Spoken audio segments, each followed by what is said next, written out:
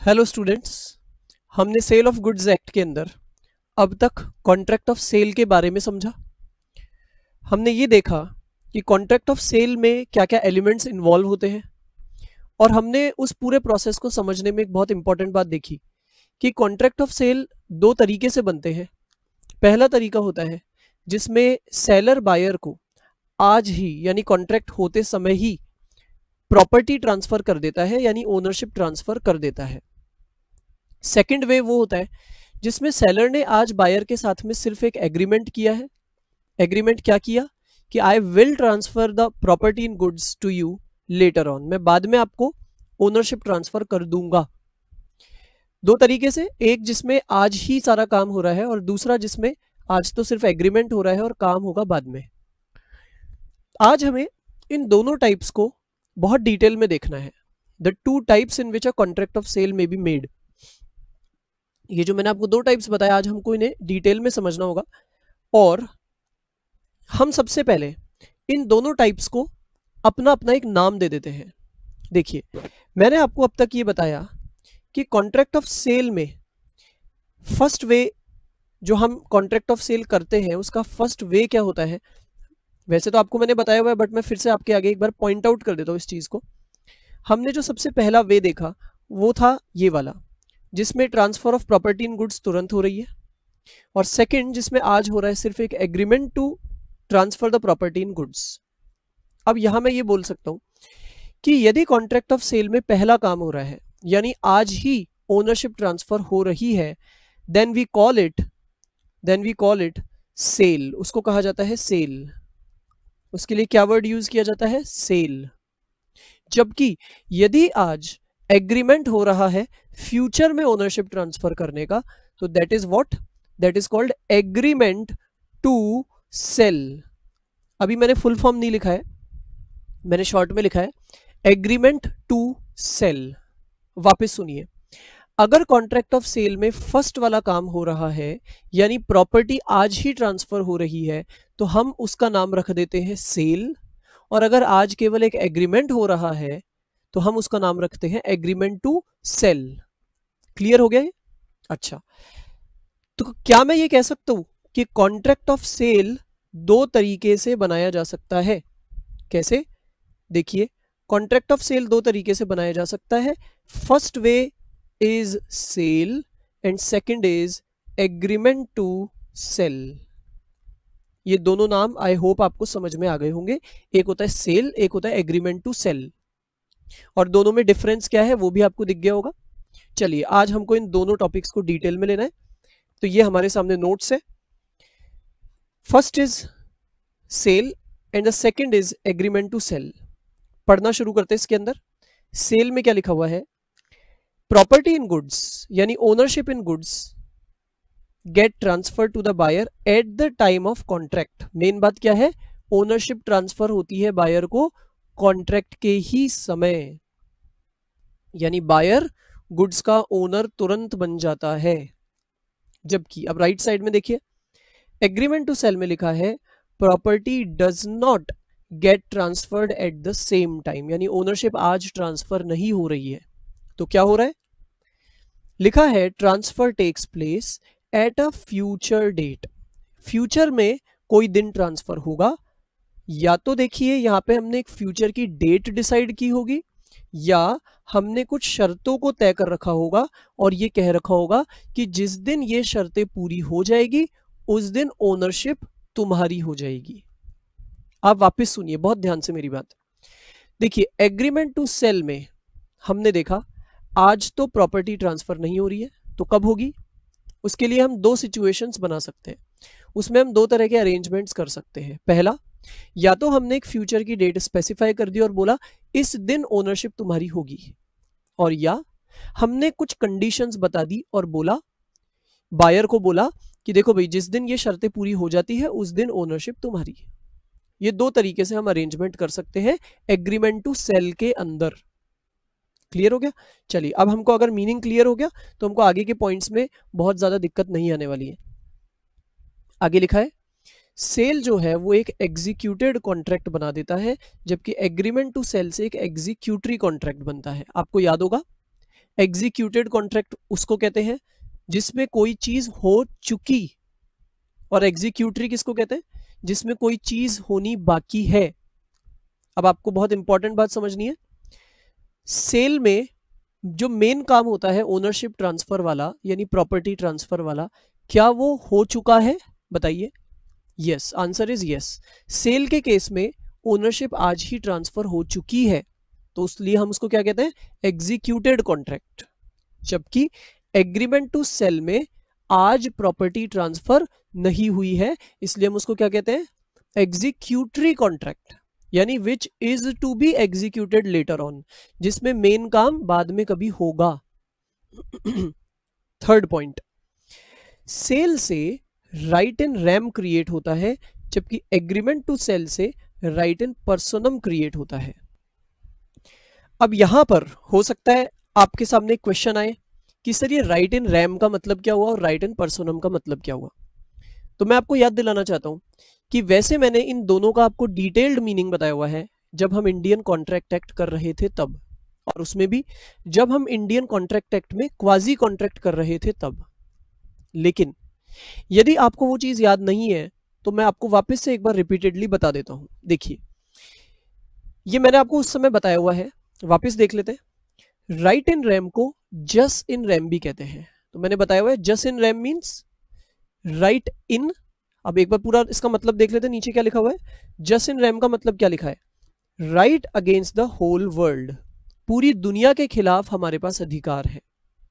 तो जस इन रैम, जस वर्ड का मतलब होता है राइट, और राइट इन रैम का मतलब हुआ राइट पूरी दुनिया के खिलाफ। जबकि राइट इन पर्सोनम या जस इन पर्सोनम का मतलब क्या है, कुछ पर्टिकुलर लोगों के खिलाफ हमारा अधिकार, राइट अगेंस्ट स्पेसिफिक पर्सन और पर्सन्स। अच्छा, फिर एग्जाम्पल की बात आती है। तो right against the whole world किसी के पास कब आता है, बताइए। मेरे पास पूरी दुनिया के खिलाफ अधिकार कब आएगा, जब मैं उस चीज का ओनर होऊंगा। मान लीजिए मैं इसका ओनर हूं, तो उस केस में मेरे पास इस चीज पर सारी दुनिया के खिलाफ अधिकार है, यानी कोई भी जना आके मुझे कह नहीं सकता कि ये तो मेरा है, बिकॉज इसका मैं ओनर हूं। जबकि राइट इन पर्सोनम का एग्जाम्पल हो सकता है राइट टू क्लेम कंपनसेशन।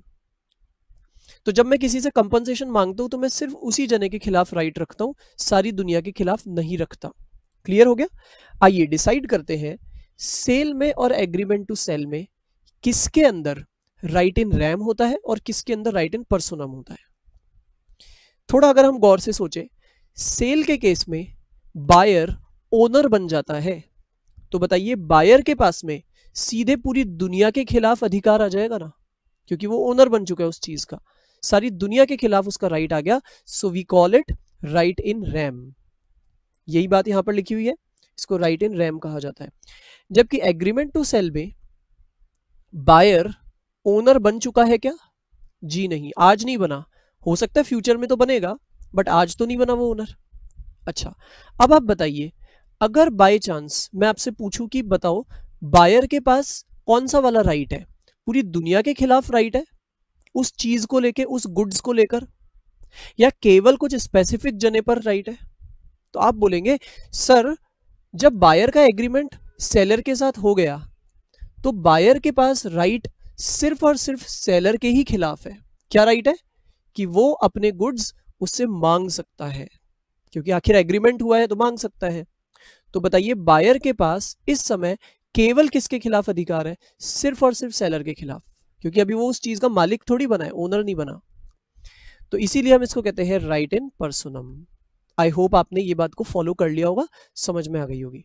आते हैं अब हम फोर्थ पॉइंट पर, जिसमें बोला है सेल होने के बाद कौन ओनर बन चुका है, बताइए, बायर। तो बताइए अब उस गुड्स पर कोई भी नुकसान होता है, लॉस होता है, तो जिम्मेवार कौन होगा? बायर ही होगा, because now the buyer has become the owner. यही बात यहां पे लिखी हुई है। जबकि एग्रीमेंट टू सेल में क्या ओनरशिप बायर के पास चली गई है? जी नहीं, ओनर अभी भी कौन है? सेलर ही है। इसलिए रिस्क अभी भी किसके ऊपर है? रिस्क ऑफ लॉस किसके ऊपर है? सेलर के ही ऊपर है। नेक्स्ट पॉइंट पे आते हैं। नेक्स्ट पॉइंट कहता है, अगर सेल होने के बाद गौर से सुनना है आपको, सेल होने के बाद अगर सेलर ने कॉन्ट्रैक्ट को ब्रीच कर दिया, अब आप सोचिए, एक बार सेल हो गई, मान लीजिए मैं सेलर हूं, मैंने एक बार सेल कर दिया, यानी ओनरशिप बायर को दे दी, क्या मैं इसके बाद मेरे कॉन्ट्रैक्ट को ब्रीच कर सकता हूं?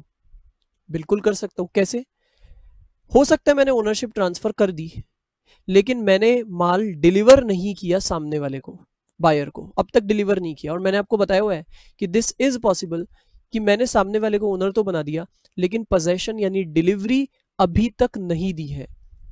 आपको याद होगा मैंने बताया हुआ है आपको कि ये दो अलग अलग चीजें होती है, एक होता है ओनरशिप का ट्रांसफर होना और एक होता है पोजेशन यानी डिलीवरी होना। अब आप मान लीजिए कि मैं सेलर हूं, मैंने सेल कर दिया यानी ओनरशिप ट्रांसफर, लेकिन उसके बाद में मैं कॉन्ट्रैक्ट को ब्रीच कैसे कर देता हूं? सामने वाला जब मेरे से माल का पोजेशन लेने आता है तो मैं मना कर देता हूं, मैं कहता हूं मैं तो नहीं देने वाला तुम्हें, और मैं उसकी जगह पता है क्या करता हूं? मैं किसी और जने को वो चीज बेच देता हूं। बताइए क्या मैं ऐसा कर सकता हूं? सोचिए, मैं सेलर हूं, मैंने इसको ऑलरेडी एक्स नाम के पर्सन को सेल कर दिया, क्या बाद में मैं वाई को बेच सकता हूं? ये बिल्कुल नहीं। क्यों नहीं? क्योंकि जैसे ही मैंने एक्स को सेल किया तो ओनर कौन बन चुका है? अब एक्स बन चुका है। क्या मैं ओनर हूं? अब नहीं हूं। जब मैं ओनर ही नहीं हूं तो मैं किसी और जने को वो चीज आगे ट्रांसफर कैसे कर सकता हूं?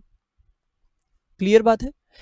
लेकिन मान लीजिए मैंने ऐसा कर दिया, मान लीजिए मैंने एक्स को सेल करने के बाद फिर वाई को भी सेल कर दिया, तो बताइए एक्स क्या कर सकता है मेरे अगेंस्ट? वो दो काम कर सकता है। पहली चीज, एक्स के पास पहला राइट है, वो अपने गुड्स हक से जाकर वाई से लेकर के आ जाएगा। एक्स क्या करेगा? वो वाई से अपने गुड्स लेके आएगा और बोलेगा भैया मैं ओनर बन चुका था, तो अब इस पे तुम्हारा हक नहीं है, ये मेरे ही गुड्स है। तो first is the right to recover the goods. Second is वो मेरे खिलाफ केस भी कर सकता है, कंपनसेशन मांग सकता है, क्योंकि आखिर मैंने उसको कुछ प्रॉमिस करके फिर उसको तोड़ दिया, तो वो मेरे अगेंस्ट सूट भी फाइल कर सकता है। तो देखिए यही दो बातें लिखी हुई है। क्या लिखा है? अगर सेलर ने ब्रीच किया तो buyer has two remedies, first is suit for damages and second is suit to recover the goods from third party. जैसे कि यहाँ पे मैंने आपको बोला एक्स वाई से जाके अपने गुड्स रिकवर करके ला सकता है। अच्छा, ऑन द अदर हैंड, मान लीजिए मैं सेलर हूं, मैंने अभी तक बायर को सेल नहीं किया, सिर्फ उसके साथ किया एक एग्रीमेंट टू सेल। क्लियर है?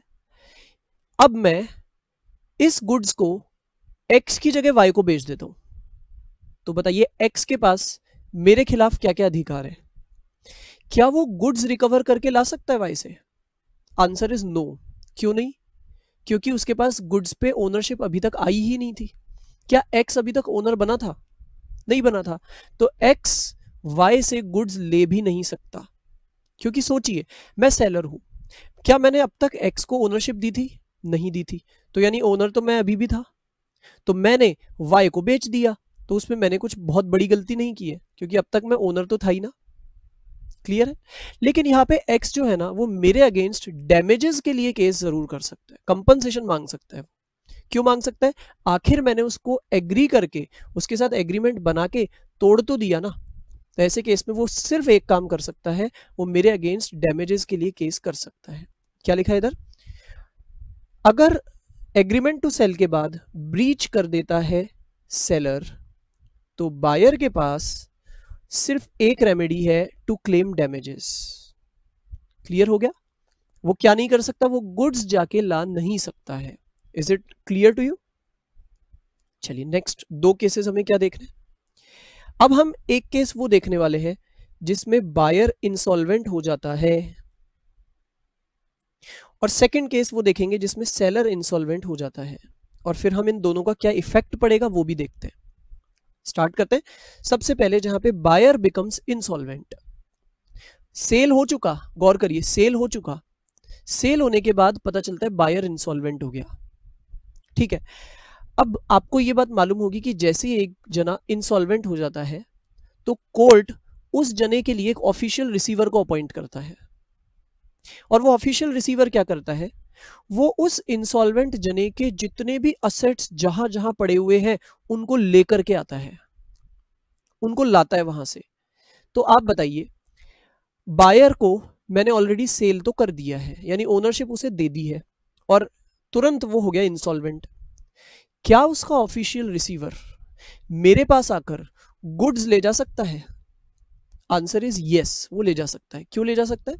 क्योंकि गुड्स का ओनर तो बायर पहले ही बन चुका था, तो वो हक से आएगा, मेरे से गुड्स लेकर जा सकता है। यही लिखा हुआ है कि official receiver can demand delivery of goods from the seller, क्योंकि ओनर तो वो ऑलरेडी बन चुका था। अच्छा, ऑन द अदर हैंड, अगर यहां पे मैं एग्रीमेंट टू सेल का केस लूं कि मेरा बायर के साथ सिर्फ हुआ था एग्रीमेंट टू सेल और तुरंत बायर बन गया इंसॉल्वेंट, अब आप बताइए क्या ऑफिशियल रिसीवर मेरे से गुड्स ले सकता है हक से? क्या आंसर है? लिखा है मैं चाहूं, यानी सेलर चाहे तो वो मना कर सकता है गुड्स देने के लिए। क्यों मना कर रहा है बताइए? सेलर क्यों गुड्स देने से मना कर रहा है? क्योंकि उसको मालूम है कि बायर अब हो चुका है इंसॉल्वेंट। तो मुझे पता है, सेलर को पता है कि पता नहीं पैसा आएगा या नहीं आएगा पूरा, हो सकता है थोड़े से पैसे से ही मुझे खुश होना पड़े। तो सेलर सोचता है कि फिर मैं दूं ही क्यों गुड्स, अभी मैंने कौन सी ओनरशिप ट्रांसफर करी दी थी। तो ऐसे केस में सेलर में refuse to deliver the goods, okay, to sell the goods in fact. अब आते हैं अपन लास्ट केस में, जिसमें इंसॉल्वेंसी इस बार किसकी हो रही है? सेलर की। चलिए चेक करते हैं। अगर मैंने सेल कर दिया, यानी ओनरशिप बायर को दे दी, और उसके बाद मैं हो जाता हूं इस बार इंसॉल्वेंट, तो ऐसे केस में मैं इस बार इंसॉल्वेंट हो गया। अब आप सोचिए क्या बायर मेरे ऑफिशियल रिसीवर के पास, यानी कि इस बार मैं इंसॉल्वेंट हुआ हूं तो इस बार मेरा एक ऑफिशियल रिसीवर अपॉइंटेड होगा, क्या बायर मेरे ऑफिशियल रिसीवर के पास आके गुड्स ले जा सकता है? तो जवाब है बिल्कुल, buyer can claim the goods from official receiver. क्यों? क्योंकि बायर के पास ओनरशिप पहले ही आ चुकी थी, तो वो बड़े आराम से अपने गुड्स ले जा पाएगा। आते हैं अपन नेक्स्ट केस में। एग्रीमेंट टू सेल में क्या होगा? अगर आज मैंने सिर्फ एक एग्रीमेंट टू सेल किया है और वो करते ही मैं हो गया insolvent, the seller has become insolvent, अब आप बताइए क्या बायर मेरे ऑफिशियल रिसीवर से गुड्स ले जा पाएगा? बताइए, क्या ओनरशिप ट्रांसफर हो गई थी बायर को? नहीं हुई थी। तो ऐसे केस में क्या वो मेरे ऑफिशियल रिसीवर से माल ले जा पाएगा? जवाब है buyer can not claim the goods, वो गुड्स तो नहीं ले सकता है, क्योंकि अभी तक वो ओनर बना नहीं था और अब मैं हो गया इंसॉल्वेंट, तो बात खत्म हो गई यहीं पे। लेकिन अब आप एक बात बताइए, मान लेते हैं बायर ने मुझे पेमेंट पहले से ही दे रखा है, क्योंकि हमारा एग्रीमेंट हो गया था, तो मैं मान लेता हूं उसने मुझे पेमेंट साथ के साथ दे रखा है एडवांस में ही, राइट, और मैं हो गया अब इंसॉल्वेंट। तो क्या वो अपना दिया हुआ पैसा मेरे से वापस ले सकता है? देखिए, गुड्स तो वो ले जाने का हक नहीं रखता, ये हमने देख लिया, लेकिन क्या वो खुद का ही पे किया हुआ पैसा वापस ले जा सकता है? जवाब है buyer can claim ratable dividend for the amount paid by him. जितना उसने मुझे दिया था, मान लेते उसने मुझे 1 लाख रुपीस दिए थे, तो वो अपना पैसा वापस ले जा सकता है, लेकिन रेटेबल डिविडेंड का मतलब क्या होता है? रेटेबल डिविडेंड का मतलब होता है, रेटेबल डिविडेंड मींस प्रोपोर्शनेट अमाउंट वो ले जा सकता है। प्रोपोर्शनेट अमाउंट का मतलब क्या हुआ? मान लेते हैं मैं इंसॉल्वेंट हो गया, मेरे पास कोई संपत्ति पड़ी नहीं है, बहुत थोड़ी सी प्रॉपर्टीज पड़ी है, तो मान लेते हैं ऑफिशियल रिसीवर जो मेरा है वो ये डिसीजन देता है कि भाई जो जितना पैसा मेरे से मांगेगा उसको मैं सिर्फ 40% ही पे करूंगा। तो अब आप बताइए, बायर ने तो मेरे पास कितने जमा करवा रखे थे? पूरे 1 लाख रुपए, लेकिन अब उसको वापस कितने मिलेंगे? सिर्फ 40%, यानी 40,000 रुपीज। इसको हम कहते हैं प्रोपोर्शनेट अमाउंट या रेटेबल डिविडेंड। इस जो बायर है उसको इतने से ही अमाउंट से खुश होना पड़ेगा।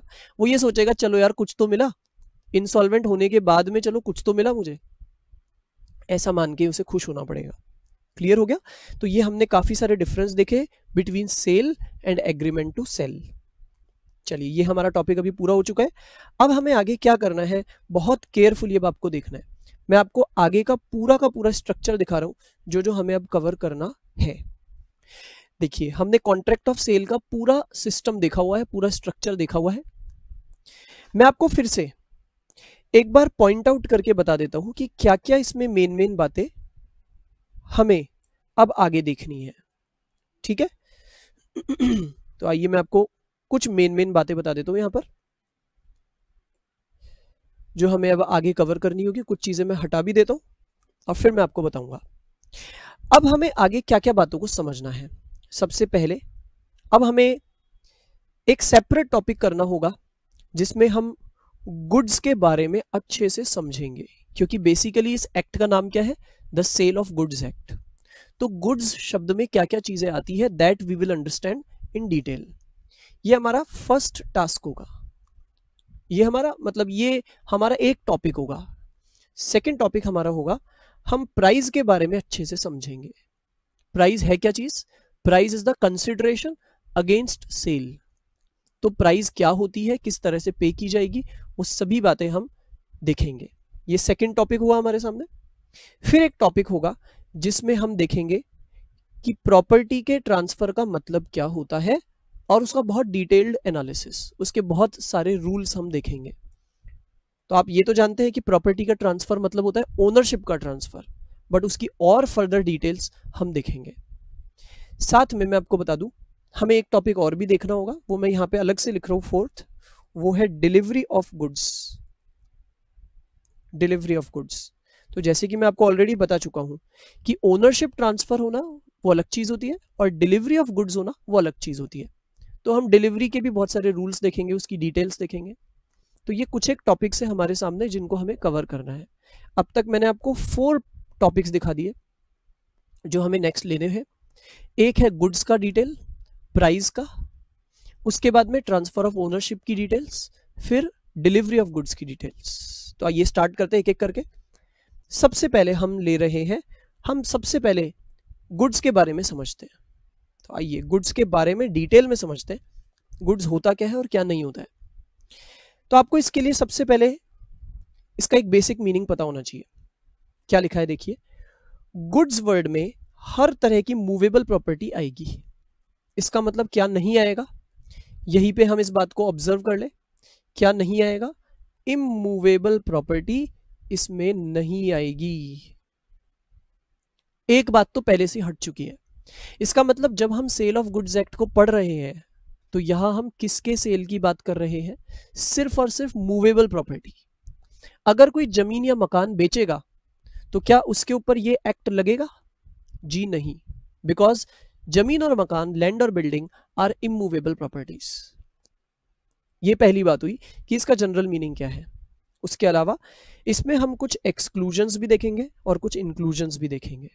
यानी हम ये देखेंगे गुड्स वर्ड में क्या क्या चीजें नहीं आएंगी और क्या क्या चीजें आएंगी। तो क्या क्या चीजें नहीं आएगी, उसमें 2 बातें हैं।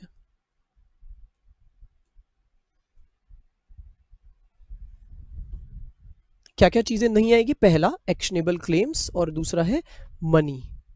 तो दोनों को समझते हैं पहले, बहुत ध्यान से आपको देखना है क्योंकि ये बहुत इंपॉर्टेंट टॉपिक चल रहा है अभी हमारा। इस पे क्वेश्चंस बहुत टारगेटिंग करते हैं। तो समझते हैं गुड्स में एक तो क्या नहीं आता, एक्शनेबल क्लेम्स। एक्शनेबल क्लेम्स का मतलब क्या होता है, एक्शनेबल क्लेम्स मतलब, देखिए क्लेम्स का मतलब होता है दावे। मेरा दावा है किसी पर, कैसे, मान लीजिए मैं किसी का क्रेडिटर हूं, सामने वाला मेरा डेटर है, तो मैं उससे 1 लाख रुपए मांगता हूं, तो वो मेरा दावा हो गया ना एक तरह से। वो क्या हो गया, मेरे लिए क्लेम हो गया। मैं उस पर क्लेम करता हूं 1 लाख रुपए। ऐसे और भी बहुत सारे क्लेम्स हो सकते हैं मेरे। मान लीजिए मैंने लाइफ इंश्योरेंस करवा रखा है, मैं रेगुलरली प्रीमियम पे करता हूं, तो मेरे पास हक है कि मैं क्लेम मांग सकता हूं इंश्योरेंस का। ऐसे बहुत सारे क्लेम्स यानी राइट्स होते हैं हमारे पास, किसी से कुछ लेने का right, that is called a claim. और एक्शनेबल क्लेम का मतलब हुआ कि ये क्लेम एक्शन लेने लायक होना चाहिए। यानी अगर सामने वाले ने मुझे ये क्लेम नहीं दिया तो I can take action against that person. जैसे मान लीजिए मेरा डेटर है, उसने मुझे 1 लाख रुपीज पे नहीं किए, तो I can take legal action against that person. तो ये होता है एक्शनेबल क्लेम्स। मैंने आपको एग्जांपल में क्या दिया, डेटर्स, कोई इंश्योरेंस का क्लेम मेरे पास आने वाला है तो दैट इज ऑल्सो क्लेम। ऐसे और भी एनी काइंड ऑफ क्लेम। मान लेते हैं कि मैंने मेरी किसी बुक को लिख करके और उसका कॉपीराइट करवा रखा है, तो हम कह सकते हैं कि वो भी एक तरह का क्लेम है। क्लियर हो गया? क्यों? क्योंकि मेरा दावा है ना, मेरा उस बुक पे अधिकार है। हालांकि वैसे तो मैंने आपको बताया जो कॉपीराइट्स वगैरह होते हैं वो एक तरह से हमारा दावा होता है, यानी क्लेम होता है। लेकिन एक्शनेबल क्लेम की एक प्रॉपर डेफिनेशन जब हम देखते हैं, अभी हमें प्रॉपर डेफिनेशन देखनी नहीं है because it is not in our course. अभी तो हमें सिर्फ नाम दिया गया एक्शनेबल क्लेम, इसकी डेफिनेशन हमारे कोर्स में नहीं है अभी। इसकी डेफिनेशन मैं आपको बताता हूँ कहाँ लिखी हुई होती है। इसकी डेफिनेशन इंडियन कॉन्ट्रैक्ट एक्ट में नहीं है, इसकी डेफिनेशन है, और ना सेल ऑफ गुड्स एक्ट में है। तो इसकी डेफिनेशन कहाँ है? The transfer of property act. ये एक एक्ट होता है जो हमारे कोर्स में नहीं है। नाम क्या है उसका? Transfer of property act. वहां पर एक्शनेबल क्लेम को समझाया जाता है। लेकिन जब वहां पे उसकी प्रॉपर डेफिनेशन देखते हैं तो वहां पे साफ पता चलता है कि कॉपीराइट्स को इसमें कवर नहीं किया जाता है। वैसे तो मैंने बोला कॉपीराइट एक तरह का क्लेम है, क्योंकि मेरा अगर किसी चीज पे कॉपीराइट है, मैंने कोई बुक को लिखा है और उस पर मेरा कॉपीराइट है, तो मेरा दावा है कल को कोई भी उसमें से कुछ कंटेंट कॉपी नहीं कर सकता, तो it is my claim. But actionable claim की प्रॉपर डेफिनेशन में वो नहीं आता। तो मैं आपको जस्ट कुछ एग्जांपल्स देने की कोशिश कर रहा हूं, आपको आइडिया लग जाए कि क्लेम का मतलब क्या होता है। चलिए, ये बात समझ में आ गई होगी आपको। क्या लिखा है यहां पर कि गुड्स में से एक्सक्लूडेड होते हैं एक्शनेबल क्लेम्स। इसका मतलब अगर हमने एक्शनेबल क्लेम्स को बेचा तो क्या उस पर सेल ऑफ गुड्स एक्ट लगेगा? अगर हमने एक्शनेबल क्लेम्स को बेचा तो क्या उस पर सेल ऑफ गुड्स एक्ट लगेगा? अब यहां मेरा ये क्वेश्चन सुनते ही शायद आपको लग रहा होगा कि सर क्या ये एक्शनेबल क्लेम्स बेचे जा सकते हैं? क्या इनको बेच भी सकते हैं? जवाब है बिल्कुल बेच सकते हैं। कैसे? एक एग्जांपल, मेरा एक डेटर है 1 लाख रुपीज का, क्या वो मेरा एक्शनेबल क्लेम है? आंसर इज यस, वो मेरा एक्शनेबल क्लेम है। क्या मैं उसको बेच सकता हूं? यस, मैं उसको बेच भी सकता हूं। कैसे बेचूंगा? अगर मैंने मेरे 1 लाख रुपीज के उन क्लेम्स को यानी डेटर्स को किसी को बेच दिया, मान लेते हैं मैंने एक्स नाम के पर्सन को मेरे वो क्लेम्स बेच दिए, तो इससे फर्क क्या पड़ेगा? अब एक्स 1 लाख रुपए मांग सकता है उससे। अब मैं नहीं मांग सकता उससे 1 लाख रुपए, रादर कौन मांग सकता है? एक्स मांग सकता है। इस तरह से एक्शनेबल क्लेम्स को बेचा भी जाता है। अच्छा, अब आप हो सकता है ये भी सोच रहे हो कि सर आप एक्स को अपने ये क्लेम्स क्यों बेच रहे हो? शायद इसलिए क्योंकि मैं खुद एक्स का कर्जदार हूं। तो मैंने क्या किया, मैंने बोला यार एक काम करो, मैं तुम्हें पैसा तो चुका नहीं पाऊंगा, मेरे ये जो क्लेम्स है ना वो मैं तुम्हारे नाम कर देता हूं, तो कभी भी इनसे पैसा मिलने वाला होगा तो तुम सीधे सीधे ले लेना। बात यह है, एक्शनेबल क्लेम्स को यहां पर गुड्स नहीं माना जा रहा है, और इसलिए अगर हमने इसको बेचा भी तो इस पे ये वाला एक्ट नहीं लगेगा। ये आपको ध्यान रखना है। सेकंड पॉइंट क्या आता है? Money which is in circulation. Money which is in circulation, इसका मतलब जैसे मान लीजिए अभी हमारे इंडिया में 2000 का नोट चल रहा है, यानी ये वो मनी है वो जो सर्कुलेशन में इस समय। तो क्या इस मनी को हम गुड्स मान सकते हैं? इसी तरह से मान लेते हैं 10 रुपए का कॉइन है जो हमारे यहाँ पे सर्कुलेशन में है, यानी कि वो नॉर्मल यूज में है। क्या हम उस सिक्के को गुड्स मान सकते हैं? क्या हम उसे गुड्स की तरह बेच सकते हैं? क्या उसको किसी और को देने पर सेल ऑफ गुड्स एक्ट लगेगा? मेरे कहने का मतलब है, क्या मैं ये मान सकता हूं कि मैंने किसी को 2000 रुपए का नोट दे करके और उससे 100 रुपए के 20 नोट अगर ले लिए, बात समझिए, अगर मैंने किसी को 2000 का एक नोट दिया और मैंने 100 रुपए के 20 नोट ले लिए, तो क्या कोई ये मान सकता है कि एक तरह से मैंने 2000 का नोट बेचा है? कैसे मान सकते हैं? जवाब है ऐसा नहीं मान सकते, क्योंकि कभी भी मनी को गुड्स नहीं माना जाता। जब उनको गुड्स ही नहीं माना जाता तो आप ये मान ही नहीं सकते कि यहां मैंने 2000 का नोट बेचा है, ऐसा आप नहीं मान सकते। और जबकि इसको गुड्स ही नहीं माना जा रहा, इसको बेचा है ऐसा माना ही नहीं जा रहा, तो इस पे सेल ऑफ गुड्स एक्ट भी नहीं लगेगा। इसलिए यहां पे गवर्नमेंट को लिखना पड़ा कि याद रखिए गुड्स में मनी कभी भी नहीं आता, क्योंकि गवर्नमेंट को ये इसलिए लिखना जरूरी था, अगर नहीं लिखा होता तो शायद कोई कल को ये भी कह देता कि देखो इन्होंने 2000 के नोट की जगह 100 रुपए के 20 नोट लिए, तो इसका मतलब ये एक तरह से गुड्स को सेल कर रहे हैं। तो इसलिए गवर्नमेंट को ये बात डालनी पड़ी। अच्छा, पढ़ते money which is in circulation. तो क्या लिखा हुआ है, करेंसी ऑफ द कंट्री। तो जैसे मैंने आपको एग्जांपल दिया, 2000 का नोट हो गया, 10 के सिक्के हो गए, कोई भी और नोट या सिक्के हो गए जो हमारे देश में चल रहे हैं, उसको हम क्या बोलेंगे, उसको हम गुड्स बोलेंगे क्या, जी नहीं। अब यहां पर एक बात और मैं आपको बता दूं, इस मनी को हम गुड्स नहीं मान रहे हैं, लेकिन कब नहीं मान रहे हैं, जब पहली बात ये मनी सर्कुलेशन में है। तो आपको ध्यान होगा पहले 1000 के नोट होते थे जो कि 2016 में गवर्नमेंट ने हटा दिए थे, बैन कर दिए थे नोटबंदी में। आपको याद होगा डिमोनेटाइजेशन हुआ था, तब उन्हें बैन कर दिया गया था। अब आप बताइए वो 1000 का नोट क्या आज सर्कुलेशन में है, सर्कुलेशन में है, जी नहीं। अगर वो मनी सर्कुलेशन में नहीं है तो हाँ, अगर कल को कोई उन नोट्स को डील करता है तो हम उन्हें गुड्स मान सकते हैं। ऐसे ही चांदी के सिक्के हमारे पास पड़े हुए हैं, क्या वो चांदी के सिक्के अभी सर्कुलेशन में है, क्या वो रेगुलर पेमेंट के काम में आते हैं चांदी के सिक्के, नहीं आते, तो वो सर्कुलेशन में तो नहीं है, राइट।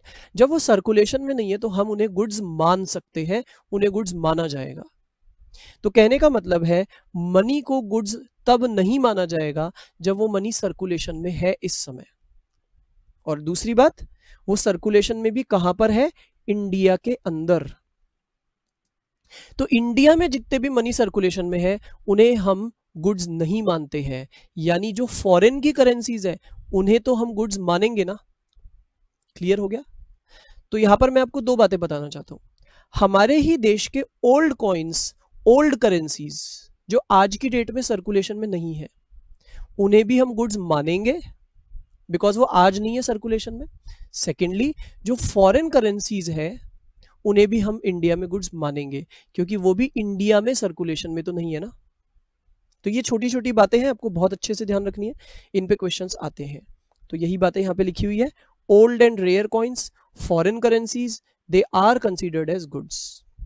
चलिए फिर अब हम आते हैं इंक्लूजन्स, क्या क्या चीजें गुड्स में आएंगी। तो आपको ये बातें ध्यान रखनी है, शेयर्स वगैरह जो होते हैं, स्टॉक्स एंड शेयर्स, उनको हमेशा गुड्स में इंक्लूड किया जाता है। यहाँ पे स्टॉक का मतलब वो स्टॉक नहीं है जो गोडाउन में पड़ा रहता है, जो आप अकाउंट्स में सुनते हैं, क्लोजिंग स्टॉक, ओपनिंग स्टॉक, नहीं। यहाँ पे शेयर्स को ही स्टॉक कहा गया है, आप ऐसा मान लीजिए। दोनों में बहुत छोटा सा एक डिफरेंस होता है, लेकिन अभी हम उन डिफरेंस में नहीं जाने वाले हैं। आप ये मान लीजिए शेयर्स की तरह ही स्टॉक होता है। आपने सुना होगा शेयर मार्केट, स्टॉक मार्केट, दोनों एक जैसी सी बातें ही हैं। लेकिन यहाँ पे ब्रैकेट में एक बात लिखी है, इंग्लैंड में शेयर्स और स्टॉक्स को गुड्स में इंक्लूड नहीं किया जाता है। देखिए इंडिया में तो हमने क्या देखा, शेयर्स एंड स्टॉक्स को गुड्स में माना जाता है, लेकिन इंग्लैंड में ऐसा नहीं होता। इसी तरह अगर डिबेंचर्स वगैरह की मैं बात करूं, जैसे शेयर्स होते हैं वैसे डिबेंचर्स के केस में भी मैं बोलूंगा डिबेंचर्स को भी गुड्स माना जाता है। तो शेयर्स हो गए, डिबेंचर्स हो गए, they all are goods. Second point पे आते हैं, लंबा पॉइंट है, बहुत ध्यान से देखना है आपको। इसमें क्या क्या लिखा हुआ है, इसमें लिखा है ग्रोइंग क्रॉप्स यानी उगती हुई फसल। दूसरा इसमें लिखा है ग्रास यानी घास। और तीसरा इसमें लिखा है थिंग्स अटैच्ड टू और forming part of land agreed to be severed under the contract of sale. देखिए मैंने ना इस पूरे बड़े सेंटेंस को 3 पार्ट्स में बांट दिया। First is growing crops, second is grass and third is this whole sentence. एक एक को समझते हैं। ये क्या कहना चाह रहा है, ग्रोइंग क्रॉप्स, उगती हुई फसल को हम गुड्स मानेंगे।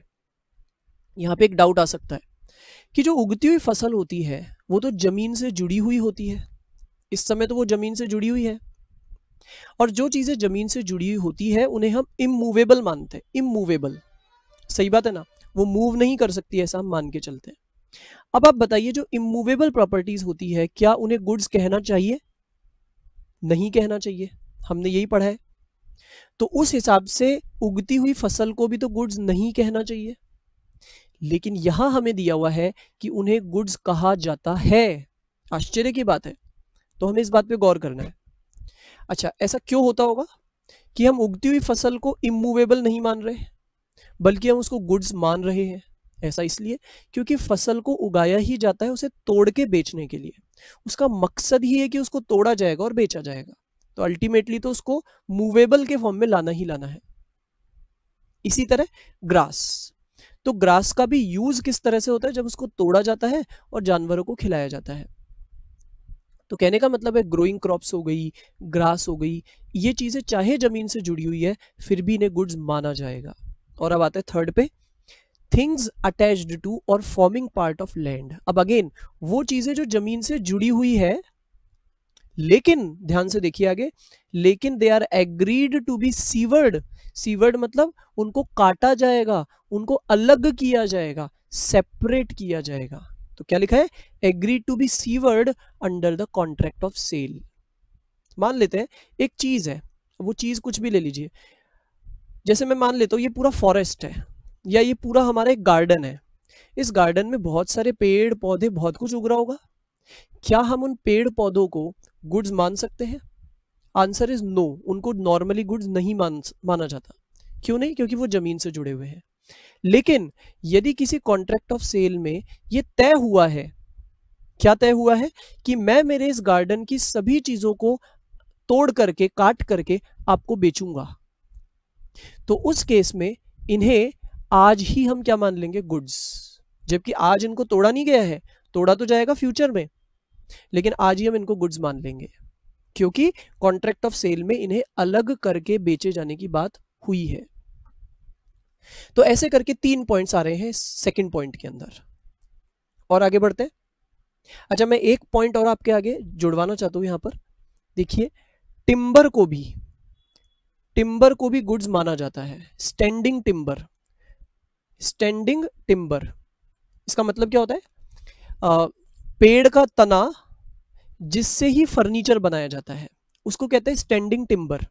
अब मान लीजिए, जैसे हमने भी कभी देखा होगा, अगर जंगलों में कभी थोड़ी नजर गई हो फॉरेस्ट एरिया के अंदर, तो वहां देखने में आता है बड़े बड़े तने लगे हुए होते हैं, और जिनसे फाइनली उनको तोड़ करके उनसे फर्नीचर बनाया जाता है, तो उसको ही कहते हैं स्टैंडिंग टिम्बर।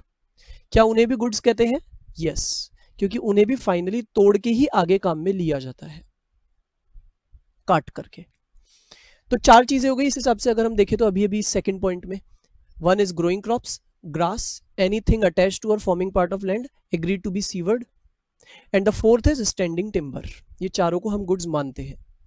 और आगे आते हैं नेक्स्ट लिखा हुआ है goodwill, patent, trademark, copyright etcetera etcetera etcetera. यानी जो इंटेंजिबल असेट्स होते हैं उन्हें भी गुड्स माना जाएगा, यानी उनको भी बेचेंगे तो ये एक्ट लगेगा।